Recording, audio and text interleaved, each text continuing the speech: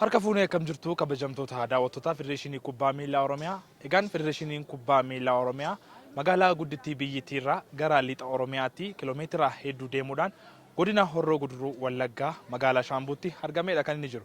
Kunis immoo liigiin tokkoffaa Oromiyaa jalqabbii Ramaddii caatiin magaalaa Shaambuutti qophaa'uudhaan kana sababeeffachuun guyyaa har'aa akkasuma jalqabbii liigii kanaatiin egaa magaalaa Shaambuu fi magaalaa Geedoo gidduutti sirni saaqiinsaa kan eegalamu ni ta'a jechuudha.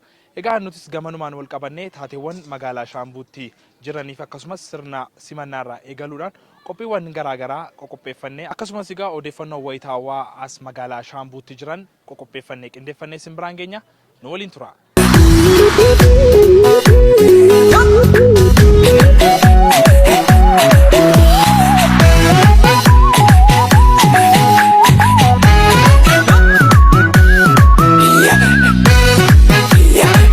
Garoobaaniin jedhama kantiibaa bulchiinsa magaalaa Shaambuu.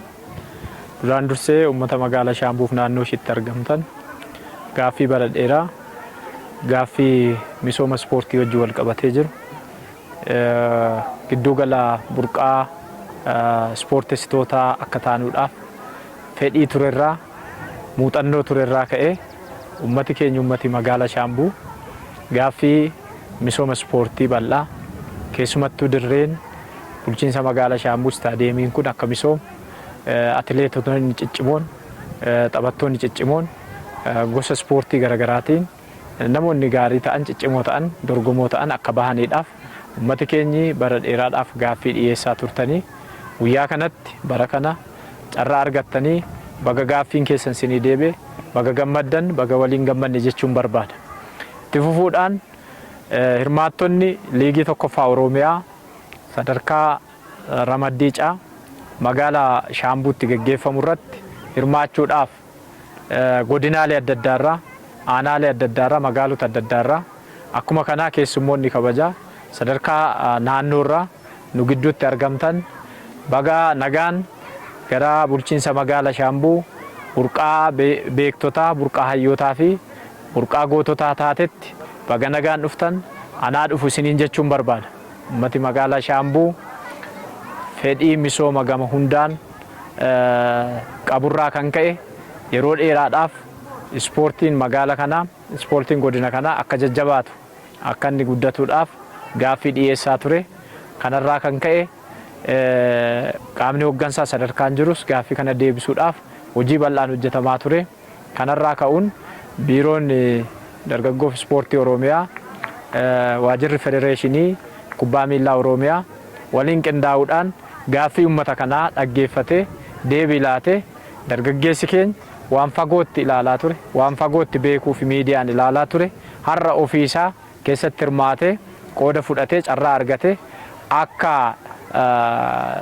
hirmaatuudhaaf carraa argame kanaaf maqaa koo fi maqaa uummata magaalaa Shaambuutiin qaamolee kana keessatti ga'ee baattan ulfaadhaa kabajamaa fayyaa argadhaa jechuun barbaada. Kana erga nu eeyyamamee liigii kana simachuudhaaf akka carraa hawaasi keenya mootummaan waliin qindaa'uudhaan uummata keenya hirmaachisnee ariitii barbaadamuun ulaagaa guutuudhaaf hojii hojjechaa turree jirra. Haala kanaanis yeroo ammaa kana istaadiyeemiin magaalaa Shaambuu yeroo tokkoof misoomee kan hin jiraatiin haala gaarii ta'e hawwataa ta'een misoomee liigii tokkoffaa Oromiyaa asitti gaggeeffamu kanaaf ga'umsa guddaadhaan qophii xumuree guyyaa har'aa kana keessummoota simatee tapha jalqabsiisuudhaaf adeemaa jira.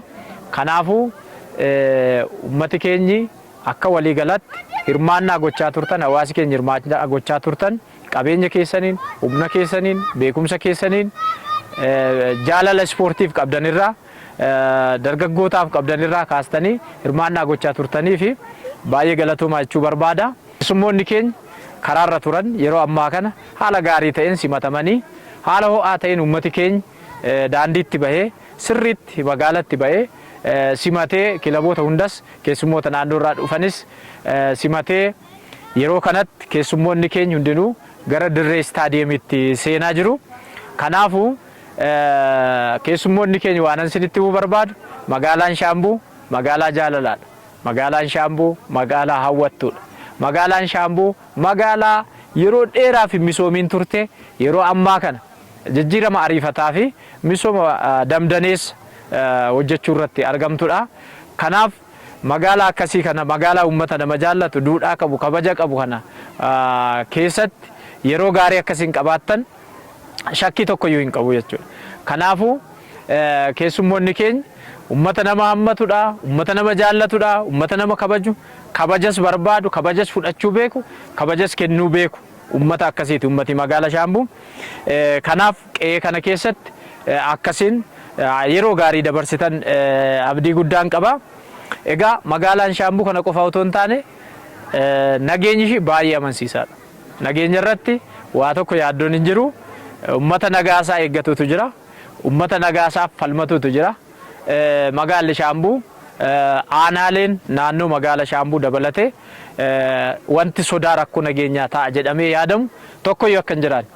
Ispoortessitoonni magaala keenya galtan sa'aatii 24 sochootanii waan barbaaddan hawaasummaa keessan gaggeeffachuu akka dandeessan wanti si dhorkatu tokkoyyuu akka hin jirre yaaddoo tokko malee sodaa tokko malee birrannaa tokko malee ololaaf odeeffannoo dogoggoraa gamaa gamanaa akka waan Shaambuu keessa jiraachuun hin danda'amnetti haasa'amu ilaalcha dogoggoraaf odeeffannoo dogoggoraa sana utuu hubatiin sanaan utuu hin qabamin hin daangeffamin firii taatanii bilisa taatanii inni taphatu taphasaa inni deeggaru deeggarsasaa inni hojii qindeessummaa hojjetu immoo ga'ee qindeessummaasaa yoo ba'ate wanti tokko wanti yaaddoodha jedhamu sa'aatii 24 socho'ee namni hojjechuu waan danda'uu fi wanti yaaddoo jedhamu magaala keenya keessa akka hin jirree fi kan akkasiin hubattan ibsuun barbaada.